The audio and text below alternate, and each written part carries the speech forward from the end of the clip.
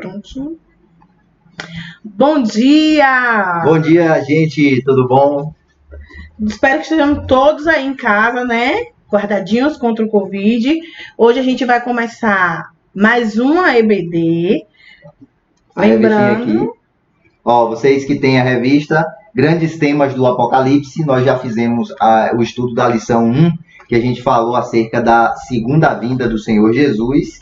Nós postamos esse vídeo no domingo passado e hoje, 19 de abril, domingo, nós estamos postando esse segundo vídeo para que você possa, né, aprender alguma coisa, né, acerca do arrebatamento. Cadê? Não vai ver direito. Do arrebatamento dos salvos. Esse é o tema da lição que nós vamos estar assim trabalhando junto com você, né? Lembrando que, como dissemos na última aula, nós não somos nenhum especialistas, né, acerca desse assunto, né? Nós somos estudiosos da palavra de Deus, gostamos de estudar a palavra de Deus e usamos como plano de fundo essa revista, é uma revista da Central Gospel, que foi publicada no segundo trimestre de 2018. Nós estudamos na nossa igreja e estamos trazendo esse tema diante da importância desses dias tão difíceis que nós estamos vivendo. Então, nós estamos trazendo esse estudo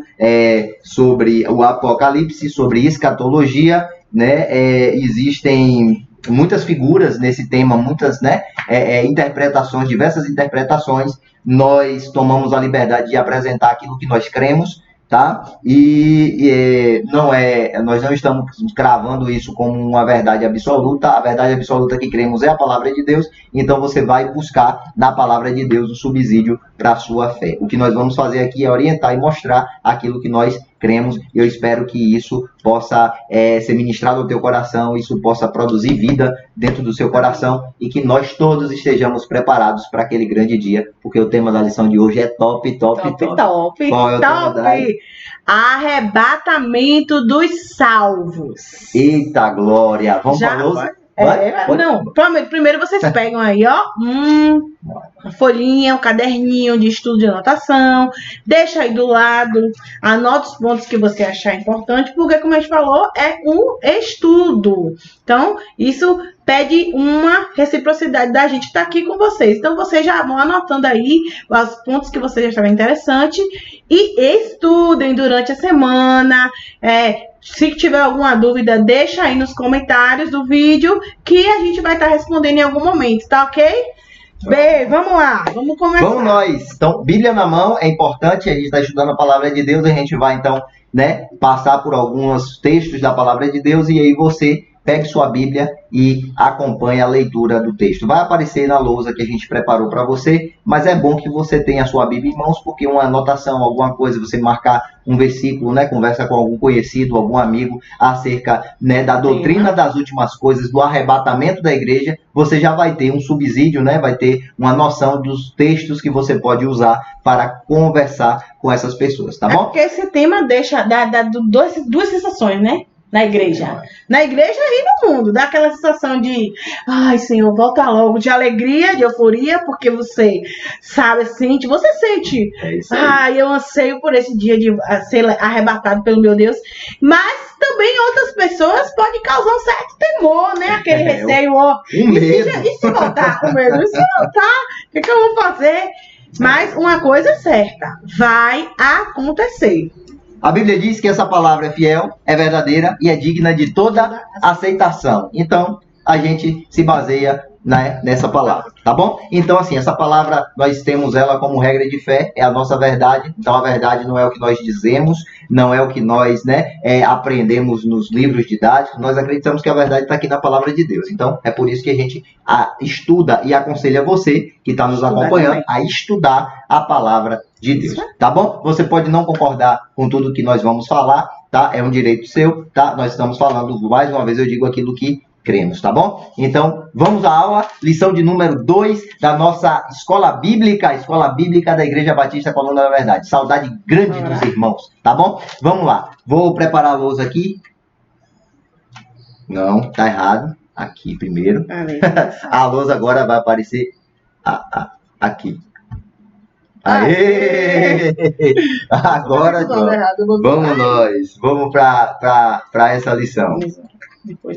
Vamos fazer a leitura do texto bíblico básico dessa lição. O texto bíblico básico dessa lição está lá em 1 Tessalonicenses, capítulo 4, versos 13 ao 17. Daí vai ler esse texto, na sequência eu vou ler o segundo texto, que também embasa essa lição, e na sequência nós estaremos... Você que está nos acompanhando também alguns textos, nós já vimos na semana passada, mas tem tudo a ver, né? A primeira parte da segunda vinda, o arrebatamento. Então, 1 Tessalonicenses, capítulo 4, do 13 a 17, diz assim: Não quero, porém, irmãos, que sejais ignorantes acerca dos que dormem, para que não vos entristeçais como os demais que não têm esperança. Porque se crermos que Jesus morreu e ressuscitou, assim também aos que em Jesus dormem, Deus os tornará a trazer com ele. Dizemos-vos, pois, isto, pela palavra do Senhor, que nós, os que ficarmos vivos para a vinda do Senhor, não precederemos os que dormem. Porque o mesmo Senhor descerá do céu com alarido, e com voz de arcanjo, e com trombeta de Deus, e os que morreram em Cristo ressuscitarão primeiro. Depois, nós, os que ficarmos vivos, seremos arrebatados juntamente com ele nas nuvens, a encontrar o Senhor nos ares, e assim estaremos com o Senhor. Aleluia! Que texto poderoso. Irmãos, esse é o principal texto que embasa a doutrina do arrebatamento, tá? Arrebatamento, a gente vai estudar o que é arrebatamento e entender melhor qual é esse conceito. Eu quero ler um segundo texto com você, que também embasa essa doutrina do arrebatamento, que está lá em 1 Coríntios, capítulo de número 15, do verso 52 ao 55. Diz o seguinte: Num momento, num abrir e fechar de olhos, ante a última trombeta, porque a trombeta soará, e os mortos ressuscitarão incorruptíveis, e nós seremos transformados. Porque convém que isto que é corruptível, isto a nossa carne, se revista da incorruptibilidade, e que isto que é mortal se revista da imortalidade. E, quando isto que é corruptível se revestir da incorruptibilidade, e isto que é mortal se revestir da imortalidade, então cumprir-se-á a palavra que está escrita: tragada foi a morte na vitória. Onde está, ó morte, o teu aguilhão? Onde está, ó inferno, a tua vitória? Amém? 1 Coríntios 15, 52, também muito forte. Num momento, num abrir e fechar de olhos, um evento extremamente rápido, ante a última trombeta, porque essa trombeta soará, os mortos ressuscitarão incorruptíveis, e nós que estivermos vivos, todos nós que estivermos vivos e que cremos no Senhor Jesus como único suficiente Salvador, seremos transformados. Existe um mistério acerca dessa transformação, acerca do arrebatamento, e é sobre esse mistério, sobre essa doutrina do arrebatamento, que nós vamos falar nessa manhã. Mas antes disso, vamos orar. Daí vai estar apresentando a Deus esse ensino, esse estudo, e que todos juntos possamos aprender mais acerca dessa poderosa palavra de Deus. Amém. Senhor Deus, poderoso, grandioso, excelso, nome sobre todo nome. Senhor, Tu que és, Senhor, digno de ser adorado. Tu que és, Senhor amado, nosso Deus, o nosso Pai. Nós queremos nessa manhã, mais uma vez, elevar o nosso pensamento em oração, Pai. Eu quero te pedir por cada vida onde esse vídeo pode alcançar, ó Deus, que o Senhor possa abençoar, abrir o entendimento, ó Pai, para que a compreensão, ó Deus, do Teu propósito para com as nossas vidas no arrebatamento fique claro na mente dessas pessoas, Senhor, e para que nós possamos a cada dia dar lugar ao Teu Espírito Santo para nos preparar para esse momento, Senhor. Ó Pai, é o que eu te oro nessa manhã, e eu já te agradeço porque eu sei que Teu Espírito intercede por nós. É o que eu te oro e te agradeço já. Amém. Amém. Você orou aí? nós oramos aqui e o Espírito Santo pode ministrar aos nossos corações. Amém? É ele que convence, né? Se a gente não pedir para ele agir, vai ser só a nossa racionalidade humana trabalhando. Exatamente. E o Espírito Santo é professor por excelência. É ele que nos ensina em todas as coisas. Paracletos, que a palavra de Deus fala, esse é o Espírito Santo que habita em você. Amém? Amém. Vamos lá? Vamos ao texto. Nós lemos 2 textos. Você já pode registrar esses textos na sua Bíblia. Eu vou voltar para que você possa mais uma vez ver a passagem. 1 Coríntios 15, 52 ao 55. Marque na sua Bíblia esse texto. E 1 Tessalonicenses, capítulo 4, versículos 13 ao 17. São 2 textos muito robustos que dão um subsídio muito interessante e muito profundo acerca do arrebatamento da igreja. A promessa do arrebatamento está descrita nesses versículos, e você pode tomar isso como algo que foi escrito para você, tá? Então, nós, os que ficarmos vivos para a vinda do Senhor, não precederemos o que dorme. Por quê? Porque o Senhor descerá do céu com um alarido e com voz de arcanjo e com trombeta de Deus, e os que morreram em Cristo ressuscitarão, e nós, os que ficarmos vivos, seremos arrebatados, aleluia, juntamente com eles nas nuvens, a encontrar o Senhor nos ares, e assim estaremos para sempre com o Senhor. Textuário da lição. O textuário da lição está em João 14:3. Um texto que a gente já leu aqui, né? Quando eu for e vos preparar lugar, virei outra vez e vos levarei para mim mesmo, para que onde eu estiver, estejais vós também. Aqui retoma a nossa ideia, né? Que o Senhor, ele vem tomar a sua igreja, a sua noiva para si.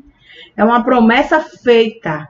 E a palavra do Senhor, ela não volta atrás. O Senhor já fez essa promessa. Então vai chegar o dia em que o Senhor vai vir tomar a sua igreja para si, para nós estivermos lá junto com ele, aonde ele estiver, estejamos nós lá, ó, convivendo. Que glória, hein? Pensou? Pense que Jesus, né? A gente precisa entender Jesus. Ele diz, ó, onde eu estiver, estejais vós também. Ele tem um interesse, a intenção de nos levar para viver ao lado dele, para viver com ele, né? A pergunta é, Jesus foi para um lugar muito bom ou Jesus foi para um lugar muito ruim, né?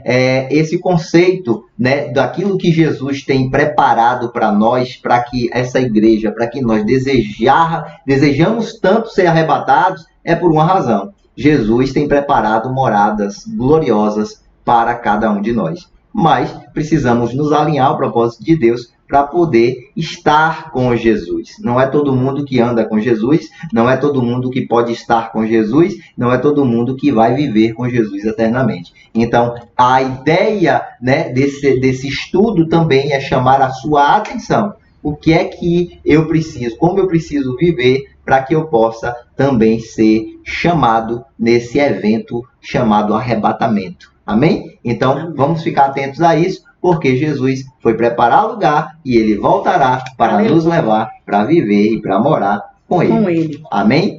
Vamos nós. Introdução. Dentre os grandes temas registrados nos 66 livros da Bíblia, a doutrina do arrebatamento se destaca pela sua importância, pela sua finalidade e o papel que ela tem no plano que já foi determinado por Deus. O plano perfeito que Deus fez para resgatar essa humanidade. Então, não é só partes isoladas. Dentro de toda a Bíblia, nós vamos encontrar textos que fazem alusão ao arrebatamento. Então, trazendo à tona a importância desse evento, porque vai ser um evento grandioso. É um momento, que é um momento que o mundo inteiro vai fazer assim, ó, eita. Era verdade. Era verdade. Os crentes foram embora. E é interessante, irmãos, que a Bíblia, 66 livros na palavra de Deus, na Bíblia Sagrada, e esses livros têm caráter históricos, né? Muitas vezes relatam as coisas que aconteceram, né? E esse livro tem caráter narrativo, né? Às vezes são narrativas de eventos ali pontuais. Né? A Bíblia é um livro de conselhos, né? A gente tem uma infinidade de conselhos na Bíblia, mas a Bíblia também é um livro profético, ela aponta para coisas que vão acontecer, né? Aponta para o destino das nações, o destino dos povos e o nosso próprio destino. A Bíblia, ela em toda a sua extensão, ela vai revelar o amor de Deus e um plano de Deus para o homem, né? Desde o Gênesis, quando o homem cai ali seduzido pela serpente, né? Pelo próprio Satanás ali na serpente, existe uma promessa sobre Cristo, que Cristo esmagaria a cabeça da serpente. Né? Existe um apontamento para o arrebatamento, por exemplo, quando nós lemos a história de Enoque. Né? Nós vemos em toda a narrativa bíblica que existem eventos extraordinários acontecendo que apontam para algo no futuro. Então, a escatologia ela não está presente somente no livro de Apocalipse, mas ela passa por todo o Novo Testamento,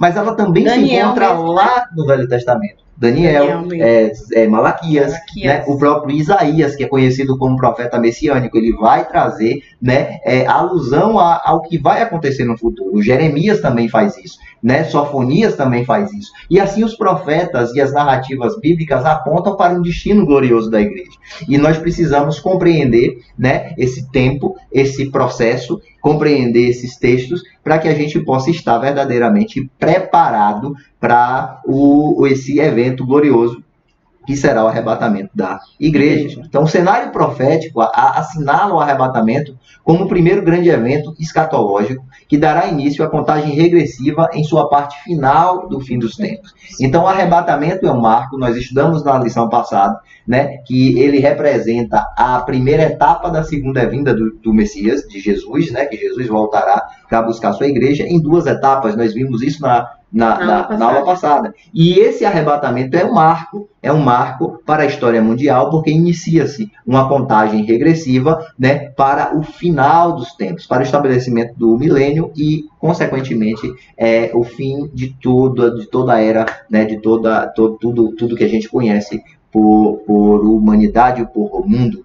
Tá? Então, é importante compreender isso para que a gente possa, né, começar a alinhar algumas coisas das nossas vidas e direcionar algumas ações das nossas vidas para um futuro aqui que é muito próximo e eminente, né? O arrebatamento. Cada dia mais eminente. Está aí. É uma realidade. Cada nova manhã pode ser o momento do arrebatamento, né? Um abrir e fechar de olhos. Exatamente. Vamos compreender melhor esse assunto, que é um assunto essencial para a fé cristã. Porque anteriormente, antes do Messias vir, as pessoas da época, eles viviam esperando a chegada desse Messias. Exatamente. Então eu vejo como um ponto motivador dos judeus daquela época. Sim.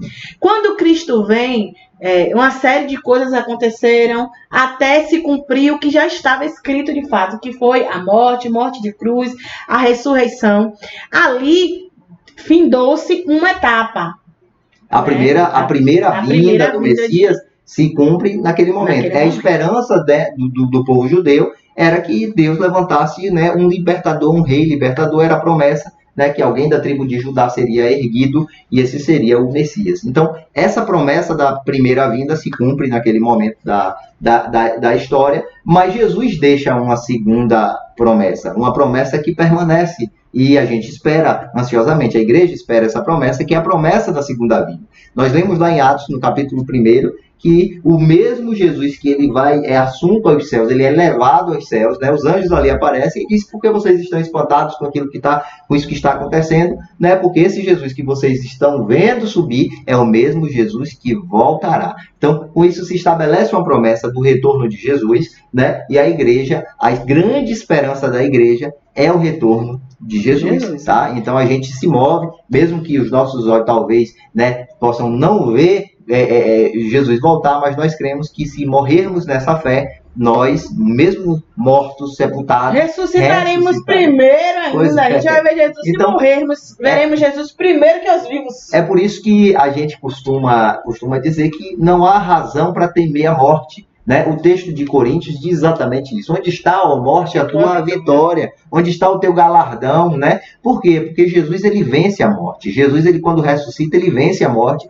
e ele traz essa promessa de ressurreição para todos aqueles que creem em seu nome. Tá? Ainda mais completa, né? Que os que esperam do Senhor apenas nessa vida são mais que miseráveis. Pois é. O que nós temos a esperar do Senhor não está limitado a um plano material.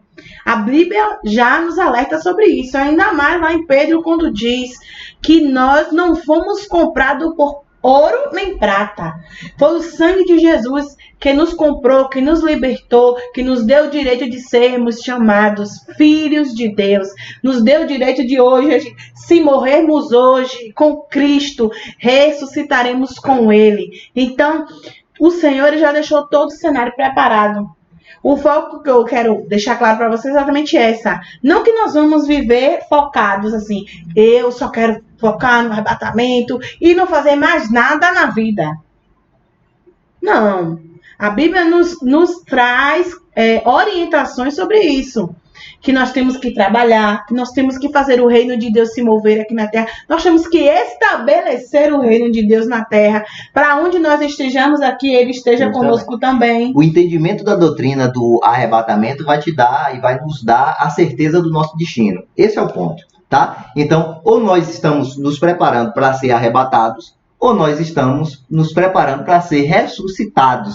O importante e a certeza que precisamos ter é que Jesus vem. Falamos na última lição e repetimos agora, ninguém sabe dia nem hora, não podemos cravar, né? Mas o próprio Jesus orientou, você pode ler Mateus 24 e Lucas 21, foi a orientação também da última aula. Você viu lá, você que estudou e você que não estudou, vai pegar esses textos e vai meditar. E Jesus, ele começa a apresentar os sinais, né? São chamados de princípio das dores, né? Jesus começa a apresentar esses sinais que apontam para o seu retorno. Tá? Então, esses sinais que nós entendemos que estamos vivendo nesse tempo, nesse período da história, e por isso a importância de entender o que é esse evento chamado arrebatamento. Vamos nós. Diversos questionamentos a gente já sabe que existe em torno do arrebatamento. Falou de escatologia, na verdade, a gente entra, né, num debate grandioso. Tá? E a gente está deixando bem claro para vocês que a gente está fazendo aqui, a gente está passando o mínimo sobre esse tema que é tão grande. Existem vários estudiosos sobre isso. Nós estamos fazendo o que aqui? Instruindo no básico nossos irmãos da fé. Então, quem tiver... Hoje vocês têm a ferramenta YouTube que dá para pesquisar muita coisa. Vocês vão ver que tem muitas visões sobre essa questão do arrebatamento, mas como o Felipe já falou aqui no início, a gente está falando naquilo que a gente acredita, baseado na palavra de Deus. Então, há quem diga que a doutrina do arrebatamento não é bíblico, né? Por quê? Porque a palavra, simplesmente a palavra arrebatamento, ela não está escrita na Bíblia. Nas interpretações, das traduções que foram para nós dispostas, não está escrito arrebatamento. Isso é muito comum também na doutrina da Trindade Santa, porque a palavra Trindade não está na Bíblia. Então as pessoas, né, existem linhas de pensamentos teológicos que negam a Trindade, né, que Deus Pai, Deus Filho e Deus Espírito Santo, eles negam isso porque Trindade não está escrito na Bíblia explicitamente, né, mas nós entendemos, né, porque vemos a personalidade de Deus Pai, de Deus Filho e de Deus Espírito no estudo da palavra de Deus. Assim é na doutrina do arrebatamento. Nós estudamos a palavra de Deus e entendemos que em algum momento da história, né, a igreja será arrebatada, será arrancada, será tirada, será raptada, né, da face dessa terra. E isso vai apontar para essa doutrina do arrebatamento, tá bom? Então, caso vocês ouçam alguma coisa sobre isso, mas a palavra não está na Bíblia, arrebatamento. Isso algumas pessoas acreditam nisso, mas nós acreditamos no arrebatamento. Com base nisso, né, algumas pessoas vão tentar negar que esse evento não vai acontecer. Mas a doutrina do arrebatamento está clara na Bíblia, em diversas passagens do texto sagrado. A gente está colocando algumas aqui. Tá, João, pode citar. João 14, de 1 a 3, 1 Coríntios 15, 52, nós lemos, né? 1 Tessalonicenses 4, 17. E é interessante que eu estou falando a palavra arrebatamento nessa conjunção verbal. Mas, assim, na tradução João Ferreira de Almeida fala, né, que nós, os que ficarmos vivos, seremos arrebatados, né? Então, assim, existe... Porque a tradução da palavra arrebatado, a gente vai chegar lá, mas é raptado, né? Ser tirado dessa terra, tá ok? vamos à sequência aqui, né? Essas e outras passagens destacam o verbo grego, é esse verbo que eu quero falar, rapazo, que significa precisamente arrebatar, subitamente, agarrar, levantar, tirar com força, raptar. Então, quando falamos de arrebatamento, nós estamos falando de um rapto, né? De algo que vai acontecer rapidamente e com força. A igreja vai ser tirada ou arrancada da face dessa terra. Então, a doutrina, né, a palavra arrebatamento aponta nessa direção. Por isso que o texto que lemos de Coríntios diz que é num momento, no abrir e piscar de olhos. Então, é um evento rápido e glorioso. Muito rápido, né? Mateus 24 vai dizer que um vai estar no campo, 2 vão estar no campo e de repente um vai sumir, né? O arrebatamento se dá dessa magnitude, tá? Então, é só para a gente entender o que é essa doutrina do arrebatamento, tá? Existem, sim, claro, eu acho que toda doutrina bíblica ela é questionada, né? O debate existe acerca de diversos temas, mas nós precisamos fundamentar nossa fé na palavra. Tá bom? Então, nós estamos nessa escola exatamente para isso, para que a gente possa conhecer, né, o texto sagrado e entender aquilo que nós cremos, tá? Aquela fé que nós professamos. A fé, ela precisa ser consciente, tá? Então, por isso, a importância do estudo da palavra de Deus, do ensino da palavra de Deus. Tá? Então, qual o significado do arrebatamento em si?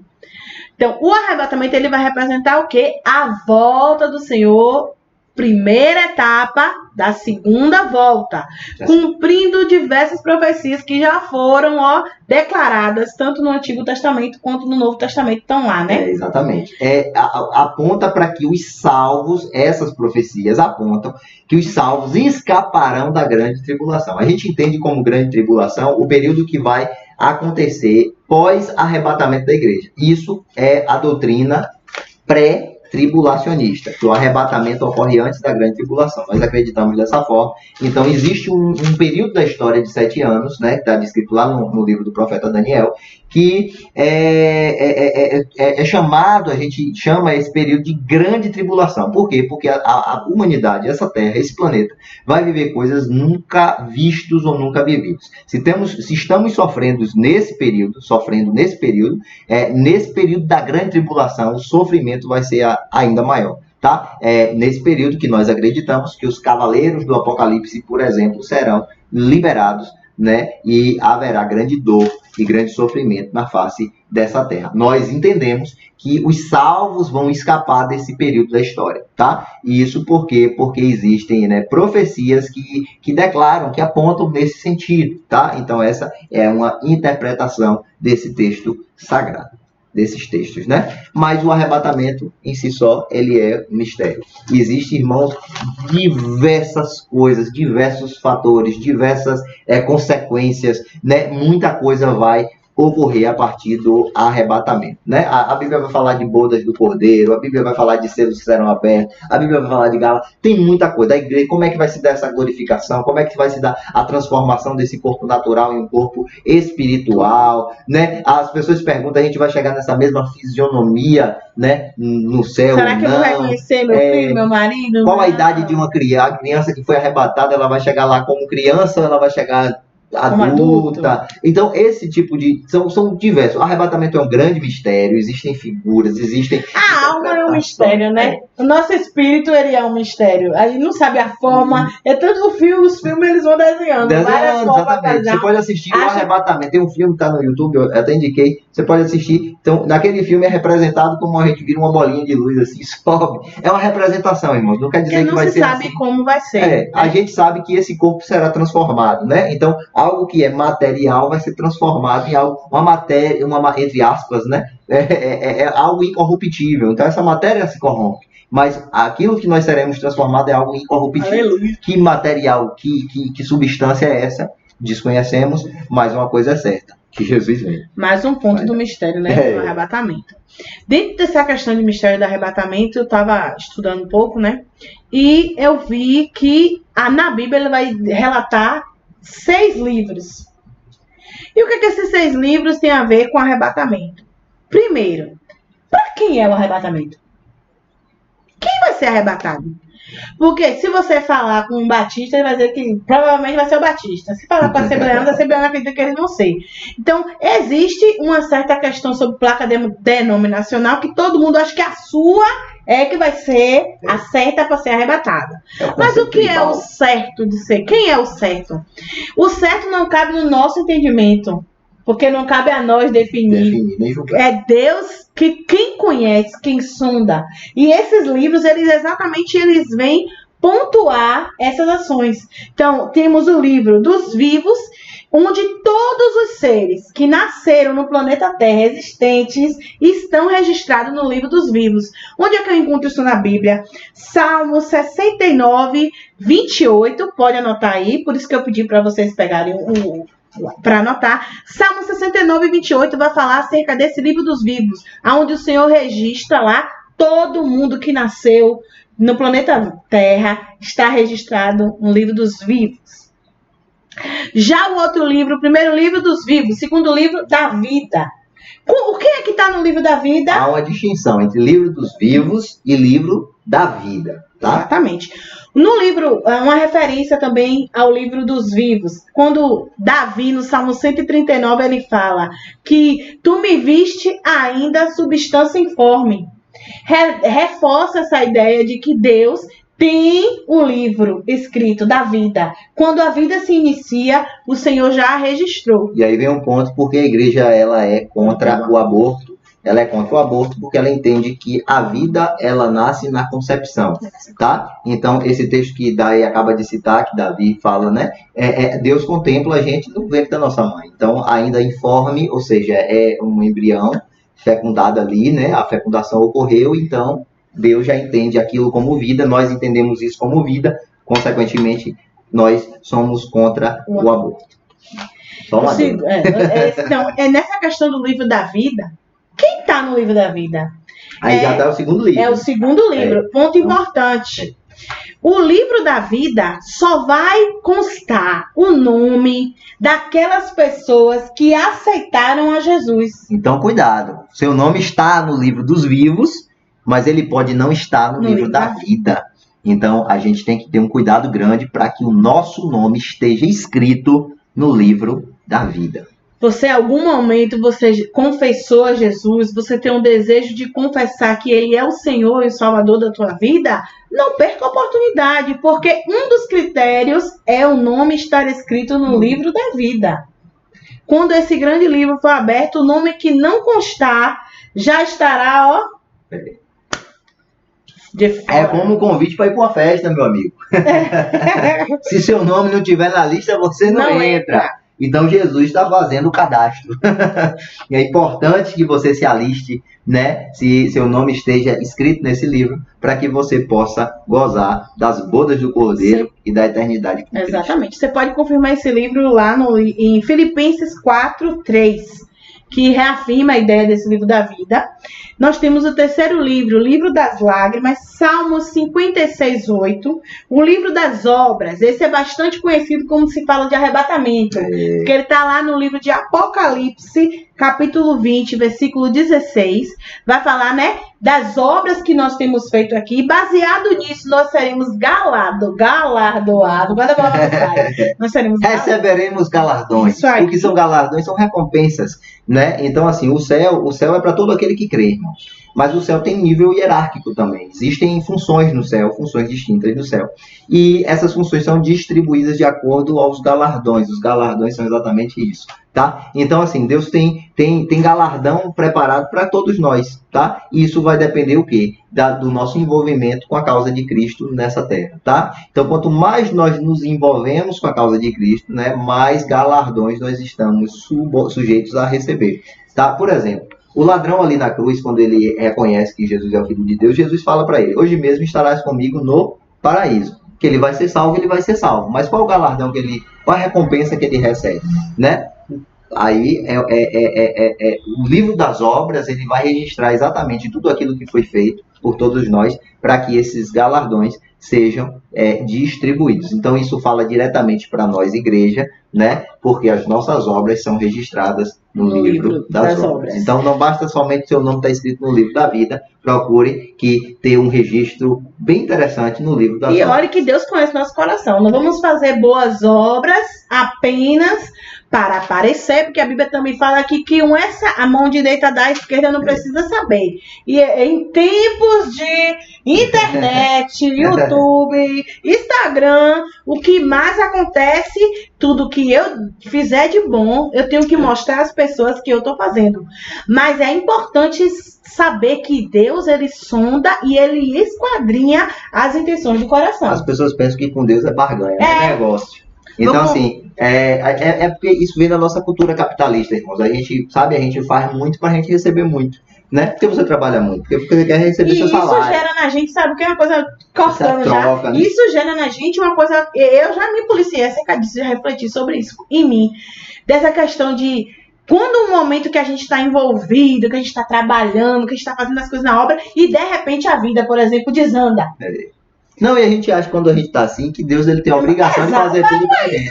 Só que, irmãos, a gente tem que entender que as nossas obras são registradas lá nesse livro das obras, entende? E o galardão ele vem no tempo apropriado, né? O galardão é pra eternidade. Claro que Deus recompensa, Deus honra você. Tudo que você faz tá no outro livro. O livro da lembrança. Tudo tá aqui. Deus ele te recompensa por tudo, sabe? Mas existe galardão reservado pra você na eternidade. A gente precisa entender que a nossa vida não se limita ao que é material, ao que está aqui. Né? Existe uma promessa de eternidade e eu lhe digo mais, você já é eterno. Se você recebeu o Senhor Jesus como o único e suficiente Salvador da sua vida, você já é eterno. A eternidade já está em você. A Bíblia diz que Deus ele coloca um reino dentro de nós. Então esse reino já está. E esse reino é eterno, irmão. Não acaba. Né? Esse corpo aqui, essa casa, essa morada temporal aqui corruptível, ela acaba. Mas a vida ela não acaba. Porque nós somos eternos com Cristo, né? Esse corpo, ele sim sucumbe, ele pode acabar, mas nós não. A vida, ela permanece em Cristo, tá? E agora, a sua eternidade, ela pode ser com Cristo ou ela pode ser sem Cristo. Mas até você que não crê, você também será eterno. Agora, qual o destino dessa eternidade? Aí é uma decisão que cabe a cada um de nós. Nós entendemos pela palavra de Deus que Jesus é o caminho, a verdade e a vida. Então, se eu quero viver com Deus, irmãos, eu tenho que buscar Jesus. Esse é o nosso entendimento. Okay? Exatamente. Não tem como a gente falar de arrebatamento sem tocar nesses pontos. Não, com certeza. Né? Só para fechar, então nós temos livro dos vivos, livro da vida, livro das lágrimas, livro das obras, o livro dos 7 selos, que é tão falado em Apocalipse, né? Quem vai ser digno do livro abrir? Então, digno é o cordeiro que foi morto e reviveu. Ele é digno de abrir o livro. Esses 7 selos, irmãos, implicam em uma justiça de Deus sendo liberada sobre essa terra. Nós acreditamos que os selos já estão sendo quebrados, né? Não, eu acredito que isso é pós-arrebatamento da igreja. Eu acredito que a gente está vivendo o princípio das dores. A gente já está sofrendo muito, está. Eu acredito que isso é só o princípio das dores. É como uma mulher, e a figura é exatamente essa, uma mulher grávida prestes a dar luz. As contrações nós estamos sentindo. Esse é o ponto. Isso são o princípio das dores. A grande tribulação é o parto em si. É a dor mais intensa possível, tá? Então a gente está sofrendo, as contrações são fortes, dói um bocado, machuca um bocado, mas haverá o momento do parto, irmão, e aí a dor vai ser bem grande, tá? Então a figura de linguagem exatamente de Apocalipse lá aponta para essa figura de uma mulher prestes a dar a luz, tá bom? Só fechando o último livro aqui, eu vou ler para vocês Malaquias 3, 16 e 17, que diz assim: Então, aqueles que temeram ao Senhor falarão frequentemente um ao outro, e o Senhor atentou, e em um memorial foi escrito diante dele, para os que temeram ao Senhor e para os que se lembraram do seu nome. E eles serão meus, diz o Senhor dos Exércitos. Naquele dia serão para mim joias. Poupa-lo-eis como um homem poupa os seus filhos, o filho que o serve. Então, o Senhor aqui está reforçando exatamente a ideia do arrebatamento. Primeiro do livro, do memorial que está sendo escrito, né? Tudo que nós fazemos, toda vez que a gente leva a palavra do Senhor, toda vez que uma alma está lá sedenta, toda vez que uma alma está precisando e você está trabalhando para o reino, se envolvendo no reino, tá lá no memorial. Toda vez que você tá triste, desanimado, também tá lá no memorial de Deus. né? E na Bíblia, em Salmos principalmente, várias vezes o povo de Israel, Moisés, fala: lembra, Senhor, lembra, porque eles sabiam desse livro, desse memorial. E esse memorial nada mais é o momento em que Deus entra para resgatar, para trazer o alívio para o seu povo. E aqui está falando exatamente do arrebatamento, que em meio a tudo que estiver acontecendo, essas contrações, essas dores, ó, o Senhor vai poupar aqueles que o servem como um pai poupa um filho. Esse é um das passagens, irmãos, que apontam para a doutrina da pré. Da pré. Dessa passagem fica claro que... Porque assim, a gente entende que Deus ele vai poupar os seus filhos, vai poupar a igreja desse período de grande dor, que seria a grande tribulação. Existem outros textos, tá? Daqui a pouco a gente faz menção disso. Só para recapitular. Então, o arrebatamento representa essa volta do Senhor Jesus, tá? Pela segunda vez ao mundo. A gente viu na outra lição. Isso é a primeira etapa da segunda vinda de Jesus, ok? O arrebatamento é um mistério. A gente falou aqui, então, de diversos temas, tá? E isso significa o quê? É um rapto, o levantamento, a ascensão, a transladação dos salvos com corpos transformados e glorificados, quando a trombeta de Deus soar. Então, existe uma transformação, existe um mistério que envolve essa matéria. Essa matéria será transformada, né? Então, e em que momento, né? Como é que a gente pode situar no tempo o arrebatamento? Então, um ponto de vista aceito pela maioria dos especialistas das profecias escatológicas é defendido da escola pré-tribulacionista. Voltando. Essa maioria dos especialistas, né? Essa informação de maioria dos especialistas, irmãos, é importante dizer, é a informação que a revista da Central Gospel traz pra gente. Mas aqui na nossa região, a gente percebe que a maioria, né, das igrejas, dos pastores, a doutrina que prevalece é a doutrina pré-tribulacionista, tá? Então, isso é baseado, né, em diversas passagens da palavra de Deus, mas eu volto a afirmar e frisar para você que existe a escola pós-tribulacionista, que possui seus argumentos, são argumentos muito interessantes. Você pode pesquisar, você pode ler acerca disso, tá? Assim, a gente crê, eu falo que eu creio, tá? Eu creio nisso, que Jesus vem antes da grande tribulação. Eu creio, eu entendo assim na palavra de Deus. Você talvez tenha um entendimento diferente do nosso. Eu respeito a sua forma de pensar e a sua forma de entender. E não anula a verdade. Existe um consenso. O consenso é o quê? Que Jesus vem, irmão. A gente precisa estar preparado para as duas situações. Se Jesus nos livrar da grande tribulação, glória a Deus. Se não nos livrar da grande tribulação... Permanecer firme e paciente. A gente vence essa tribulação. A gente está vivendo agora essas dores aqui, que a gente está, essas contrações, a gente está vencendo, a gente vence. A gente não pode deixar de crer. Uma coisa é fato. O consenso está no fato que Jesus vem, que o arrebatamento vai acontecer, tá bom? Então, tenha isso em mente. Agora, a defesa que nós fazemos, que nós acreditamos, é na escola pré-tribulacionista. Então, os salvos mortos que ressuscitarão, os vivos salvos que serão transformados, serão arrebatados antes da grande tribulação. E aí tem alguns textos que você pode ler, Zacarias 14:4, João 14:1-3, 1 Tessalonicenses 1:10, 4:16-17, 5:9, Apocalipse 4:1 e 6:19. Eu queria ler um texto com vocês, que está em 2 Tessalonicenses, capítulo de número 2, versículo de número 6. Diz assim: no entanto, vós sabeis o que está detendo neste momento, para que ele seja manifestado no seu devido tempo. Na realidade, o mistério da iniquidade já está em ação, restando tão somente que seja afastado aquele que agora o detém. Tá? Esse aqui eu estou lendo essa tradução da Bíblia King James, e essa Bíblia de estudo, ela traz um comentário acerca desse versículo de número 7. Eu li 2 Tessalonicenses, capítulo 2, versículo 6 e versículo 7. O comentário é o seguinte, aqui ele diz: os biblistas em todo o mundo, até nossos dias, ainda não chegaram a definição unânime sobre o que Paulo desejava comunicar com a expressão grega o que está detendo. Então, existe algo que detém a manifestação do anticristo, do falso profeta, da besta. Tá? Isso é o que Paulo está dizendo. Se você ler o capítulo 2 todo de 2 Tessalonicenses, está falando do anticristo e do retorno de Jesus. Eu te aconselho a ler. Tá bom? Então, assim, não há um consenso sobre o que é que está detendo. Porém, né, o Comitê de Tradução da Bíblia King James acredita que a expressão que encontra-se em seu gênero neutro, mas com equivalente masculino, no versículo 7, quando fala o detém, é o equivalente masculino, tem a ver com a atual permanência e ministério da pessoa do Espírito Santo na vida dos crentes, que formam a Igreja do Senhor e que detém o iníquo de revelar-se à humanidade.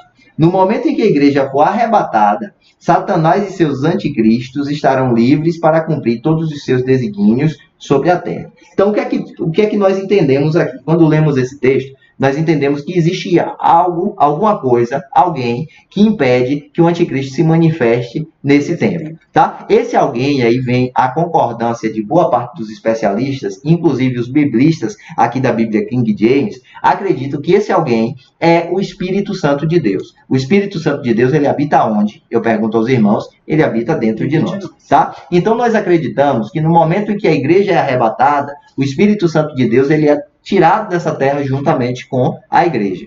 E sendo o Espírito Santo de Deus que detém o anticristo, somente após o arrebatamento da igreja é que o anticristo irá se revelar. Você entende? Então, esse é um versículo importantíssimo que defende a escola pré-tribulacionista, tá? Então, você vê que não existe um consenso. A próprio comentário que eu li aqui fala disso, tá? Mas é um entendimento a esse assunto, tá ok? Então, nosso entendimento é nessa perspectiva. É só para que isso fique bem claro, tá bom? Respeito você, te amo no Senhor, tá? Você que pensa de uma forma diferente, eu estou trazendo apenas a nossa forma de entendimento. Sei perfeitamente que existem diversos argumentos muito bem fundamentados da escola pós-tribulacionista e o respeito, mas eu creio na pré-tribulacionista. Tá bom? Então, cremos nessa doutrina, baseada em provas bíblicas robustas, as quais indicam claramente que o arrebatamento ocorrerá antes da grande tribulação. Daí leu o texto de Zacarias, que fala a respeito de Malaquias, né? Que vai poupar os seus filhos. Isaías 57, versículo 1 e 2, você pode ler que também existe uma promessa nesse sentido, tá ok? Vamos à frente. Quem participará do arrebatamento? Isso aí acho que já está claro pra gente, né? Quem vai participar do arrebatamento? Primeiro, a gente já falou diversas vezes. Quem vem primeiro? Os mortos. Eles ressuscitarão primeiro. Serão arrebatados para o Senhor.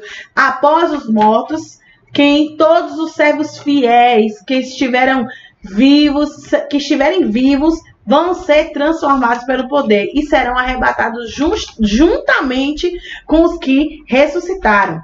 Aqui é importante falar um ponto, que aqui embaixo está aí no slide, vocês vão ver, que os ímpios, de uma forma geral, eles não participarão desse evento glorioso do arrebatamento. Por quê?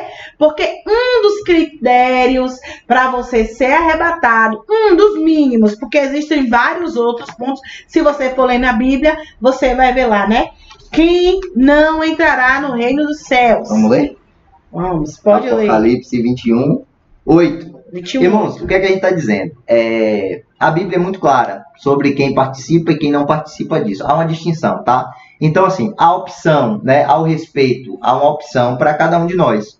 Você pode crer ou você pode não crer, mas a Bíblia é muito clara naquilo que ela afirma, tá? Então, o texto de Apocalipse 21, 8, por exemplo, diz o seguinte, ó: porém, quanto aos covardes, aos incrédulos, quem não crê, aos covardes, né, os incrédulos, os depravados, os assassinos, os que praticam imoralidade sexual, os bruxos e ocultistas, os idólatras e todos os mentirosos, a parte que lhes cabe será o lago de fogo, que arde perpetuamente em meio ao enxofre. Esta é a segunda morte. Então, existe um grupo de pessoas que se enquadram dentro dessa realidade de Apocalipse 21, 8, que estarão fora, né, da promessa do arrebatamento e da eternidade com Cristo, tá? O 22:15 fala: ficarão de fora os cães, os feiticeiros, os que se prostituem e os homicidas, idólatras e qualquer que ama e comete a mentira. Só reforçando o que já foi o texto são concordados. Nós lemos aqui 21:8 na tradução King James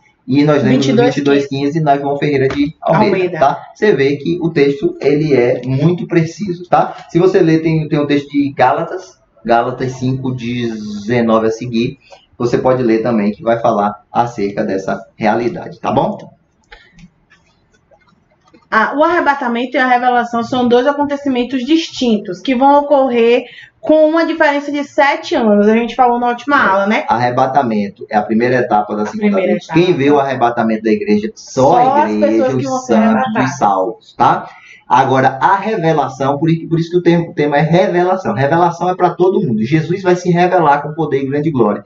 Todo olho verá. Tá? Então, isso é 7 anos depois do arrebatamento, aí quando Jesus vem com poder e grande glória nos céus, todo mundo vai ver isso, vai se iniciar uma grande batalha na face dessa terra para a implantação do período do milênio, que a gente ainda vai estudar mais à frente. Então, o arrebatamento equivale ao dia de Jesus. É o dia do Senhor, né? Não, é o dia de Jesus. O arrebatamento é o dia de Jesus. Existe uma distinção sobre isso. Revelação é o dia do Senhor. Considerando porque ele vem com do Senhor. Pra guerrear já, né? O dia do Senhor, ele vem com ira. É a revelação da ira, da vingança, da justiça do Senhor na face dessa terra. Já o arrebatamento é o dia de Jesus. É o dia que ele vai acolher. Porque o dia é como o casamento. O casamento é o dia da noiva e do noivo, não é isso? Então Jesus ele é descrito numa figura de linguagem como noivo e a igreja é descrita como a noiva. Então o dia do casamento, o dia do encontro de Jesus com a noiva é o arrebatamento, tá? Tá lá em Filipenses 1:6. Já o dia do Senhor, aí a gente tem os profetas do Velho Testamento liberando sentenças sobre todas as nações da terra e inclusive apontando para os nossos dias, aí é o dia do Senhor. Você vê que várias vezes na história bíblica Deus ele se revela de uma forma, né, extremamente justa e assim com uma ira muito grande, tá? Então a essa terra ainda verá a ira de Deus se revelando. Então isso é muito sério. Eu particularmente não quero estar aqui. Eu também não quero estar. Tá? Agora aí vem as duas escolas de novo. Verdade. Deixa né? Já falamos. Agora de todo jeito, depois dos 7 anos, aqueles que ficaram, né, que estiverem aqui, que se renderem a Cristo, vão ter a oportunidade também de serem salvos, tá? Assim, o arrebatamento ele tira a igreja dessa terra. Tem pessoas que ficarão.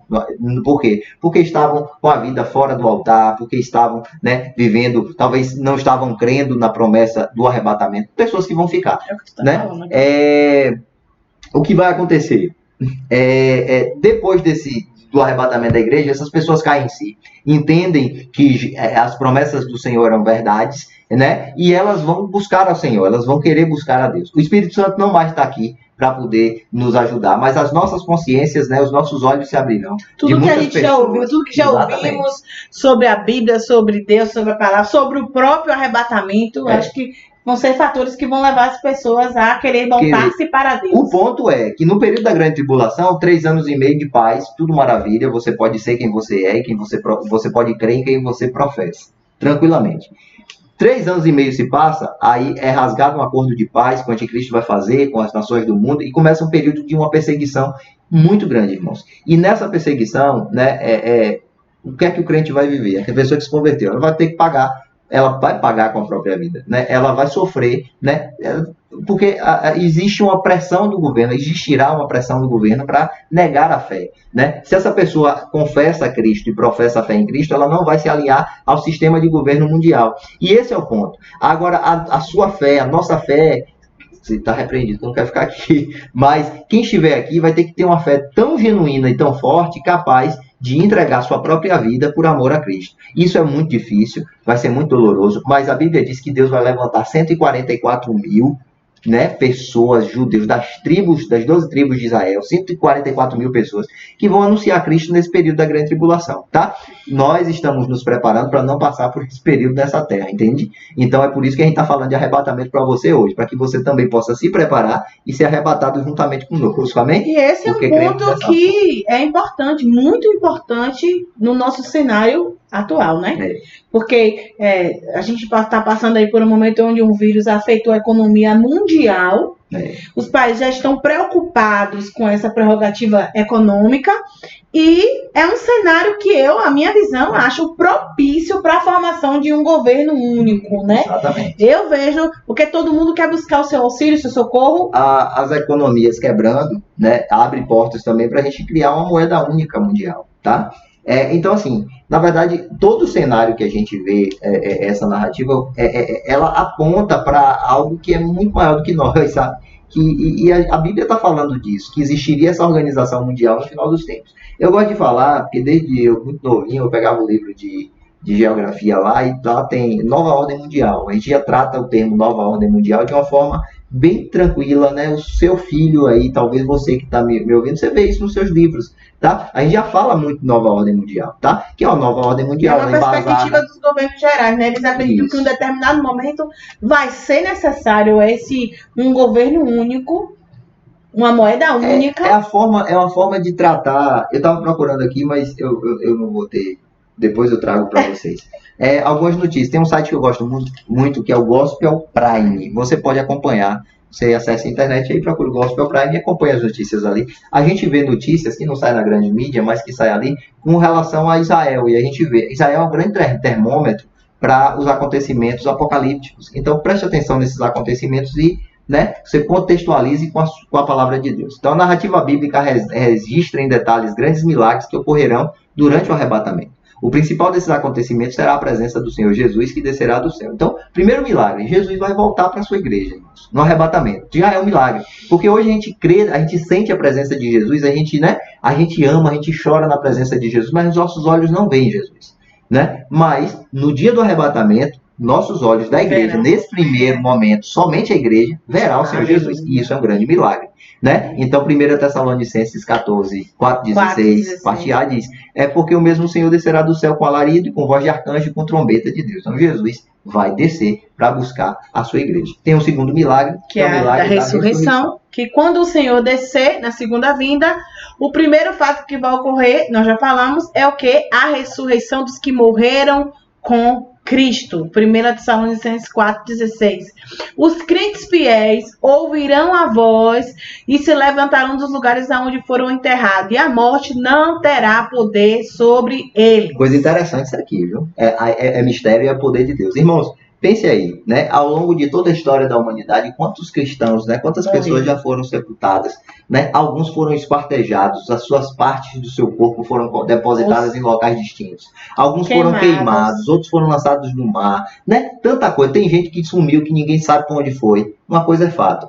Todos eles serão reunidos, né? Então esses corpos serão ressuscitados. Milagre do arrebatamento, que nós não temos noção de como acontecerá, mas acontecerá. É interessante que quando Jesus ele morre ali na cruz do Calvário, há o milagre de ressurreição também, né?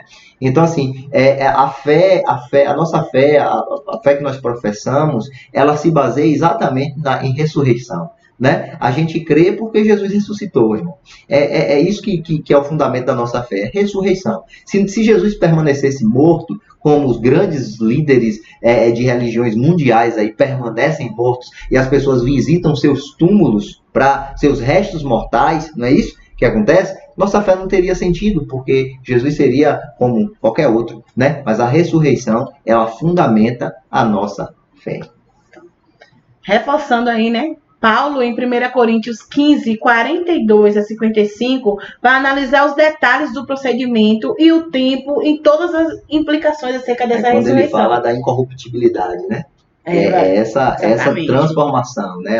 Até os mortos serão transformados com corpos incorruptíveis. Tá? E aí todas as implicações acerca dessa ressurreição no arrebatamento são eliminadas, porque vai lá, todos os pontos questionados vão estar lá descritos nesse capítulo de 1 Coríntios 15, 42, 55. Então, se tiver aí, quiser estudar mais um pouquinho, vai lá em 1 Coríntios como vai ser esse processo. 15, 42, 55, você vai entender os pontos. Claro que o objetivo de Paulo não é apresentar de uma forma científica de como vai acontecer o processo da ressurreição, mesmo porque a ciência não consegue entender isso.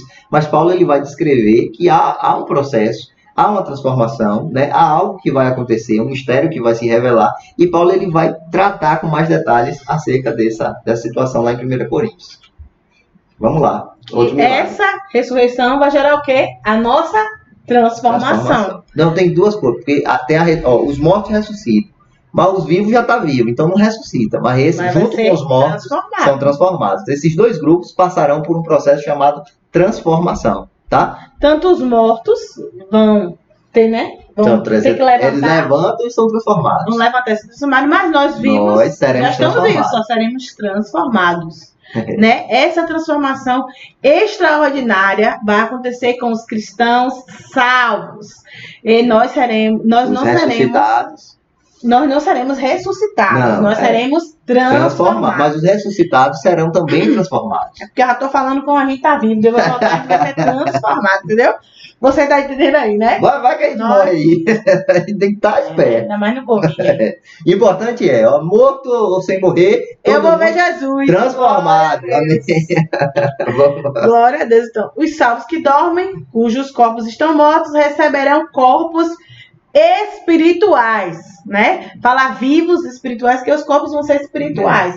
Não cabe no nosso entendimento, nós já falamos. Já os crentes vivos, os corpos carnais serão transformados, porque essa carne aqui, a gente sabe que ela é maldita, né? Quem mais afasta a gente, né? Essa carne. Ela é terrível. Ela é terrível, mas ela vai morrer. Vai. Se não morrer agora, Ela morre. Gente, é porque não existe corruptibilidade, né? Algo corruptível não pode entrar no céu. O ponto é esse. Observe quando Jesus ressuscita, né? Ele ressuscita, Tomé ele pôde tocar em Jesus, não é? Então Jesus tinha um corpo físico. Só que a matéria do corpo de Jesus é diferente, sabe por quê? Porque ele atravessa a parede, a porta estava fechada e ele entra no recinto. Então, assim, há uma transformação, há uma matéria que não é conhecida, eu não sei, eu não posso nem afirmar que é matéria, mas há uma transformação, há um mistério acerca disso. Como vai ser, com que substância vai ser, a gente A não pode dizer. partícula de Por isso Deus, que a né? gente, Vamos tentar definir assim, essa partícula de Deus. a gente diz, A gente não então, sabe qual é essa partícula como a gente não para conhece a matéria compõe. ou o que compõe a composição disso, a gente descreve esse corpo como um corpo espiritual, tá bom? Exatamente. Vamos pra frente. Vamos pra frente. Outro milagre. E o ponto aí, a glorificação. Depois da ressurreição, né, os salvos, da transformação dos dois corpos, acontecerá o milagre da glorificação. Então, carne transformada, mortos com seus espíritos ressuscitados. Todos os vivos, o morto que ressuscitou e quem já estava vivo, transformou. E depois de transformá-lo, agora glorificou. Que é glorificar, né? Então, para usufruir da eternidade com Deus, o corpo formado de carne e sangue será glorificado na condição de corpo espiritual. É o que você terminou de falar agora, né?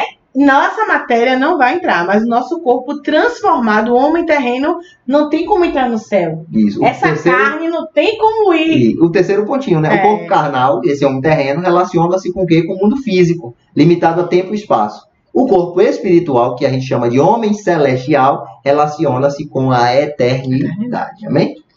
Eterno com eterno, né? Eterno com eterno. E eu quero ficar eterno e ser eterna com meu Deus. Vamos pra frente. Esse falar dessa lição me deixa com vontade de Jesus voltar mais rápido ainda. É Maranata, né? Ora vem, Senhor Jesus. Vamos lá, fatos adicionais.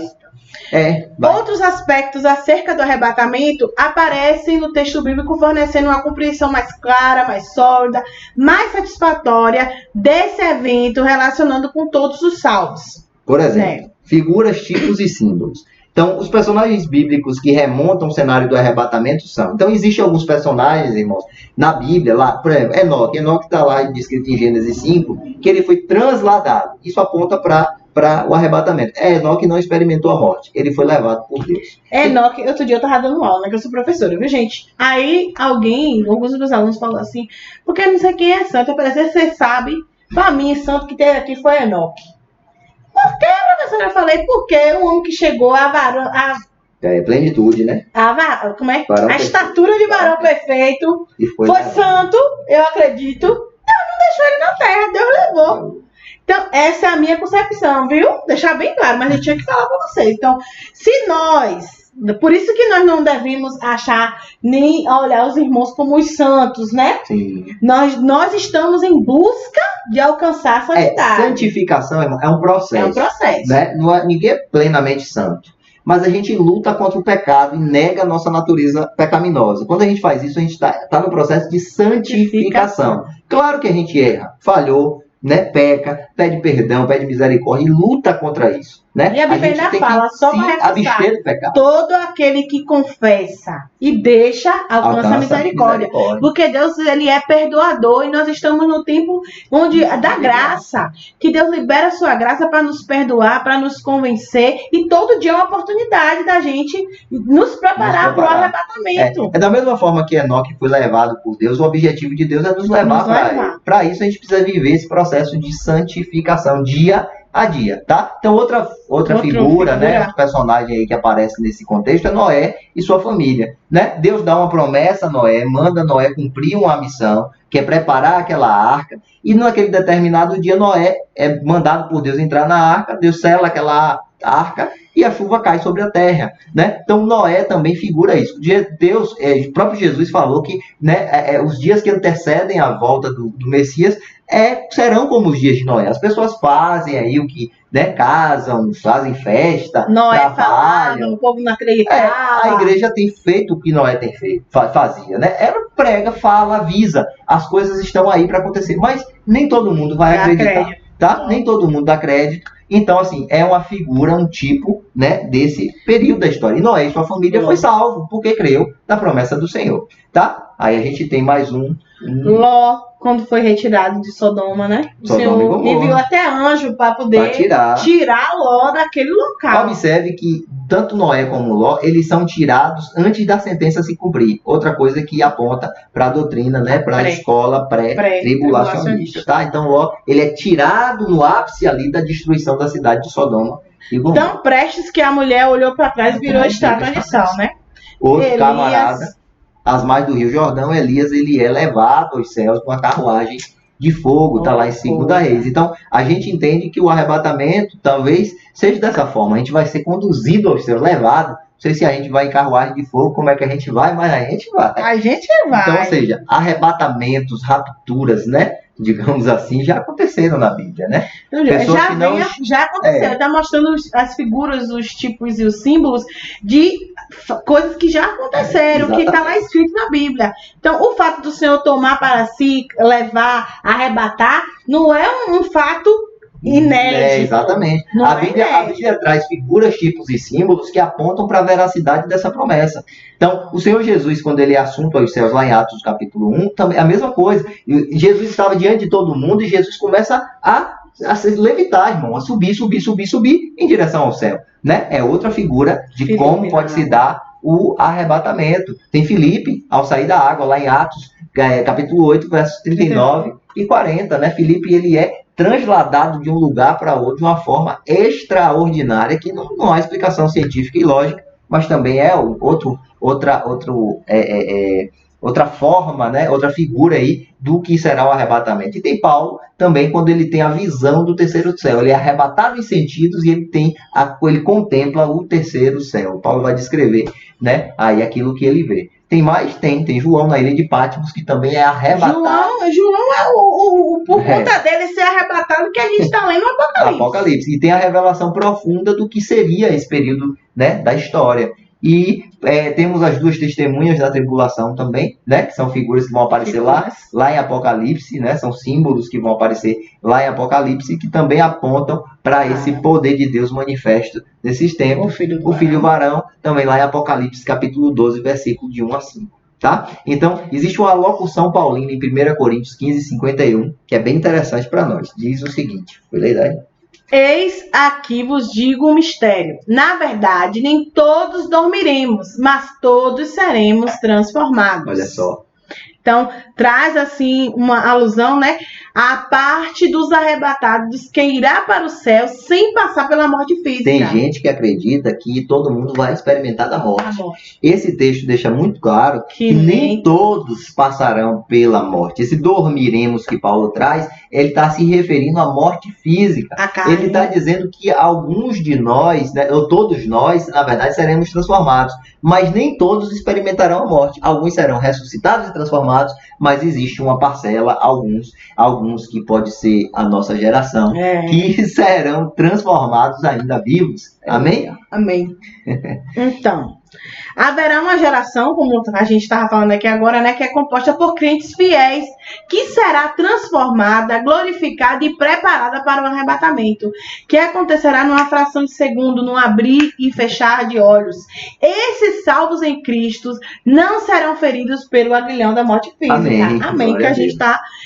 Terminamos de comentar sobre isso, né? E outra coisa, tem gente que tem medo da dor, tem gente que não tem medo de morrer, mas tem medo da dor da morte. A esperança que temos é que existe uma geração que pode ser a nossa, pode ser eu e pode ser você, que não experimentará essa dor da morte física. Glória a Deus por isso. Essa é uma grande esperança que todos nós possuímos. Se você não tem, que passe a possuir.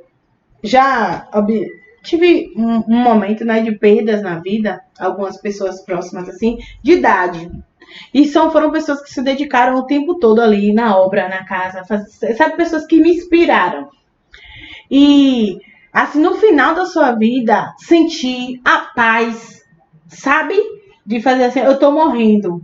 Mas eu tenho uma certeza que eu vou ver Jesus. Até hoje, meu coração arde, gente. Que eu falei, eu queria, como o Paulo falou, combati o combate, findou-se a carreira, mas a fé eu guardei no peito. Amém. Essa é a certeza que a gente tem que estar preparado para a vida e preparado para a morte. Mas saber que se a gente morrer com Cristo, seremos mais que vencedores. Aleluia. Glória a Deus. Vamos concluir a nossa lição de hoje?